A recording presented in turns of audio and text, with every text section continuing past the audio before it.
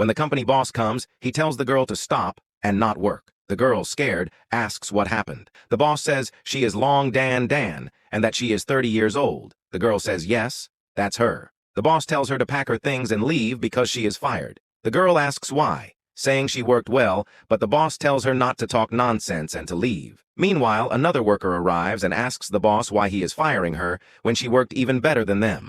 The boss replies that he does not need anyone's permission to fire someone, and again tells the girl to pack her things and go. The girl cries in front of the worker and says she really needs the job. The worker tells her to stop crying and that he will talk to the boss, and goes to the boss's office. He tells the boss that he cannot fire Dan Dan because she needs the job. The boss scolds him for entering without permission, but the worker apologizes and insists Dan Dan needs the job. The boss says he knows the worker thinks well of her and asks if he knows what is happening with her. The worker says she is very poor, her mother is sick, she is young, but sensible, and ready to do any hard work. The boss replies that he knows her home situation, and that is why he had to fire her. He says that when she was talking to her mother on the phone, she said she would get her operation done because she got a job. Her mother asked what would happen to her university fees if she paid for the operation. The daughter said she didn't need anything if her mother was fine. Her mother said it was her fault, and that she worked hard to get her admitted, and she must go to university. The daughter said she wouldn't go and had decided to treat her mother's illness instead,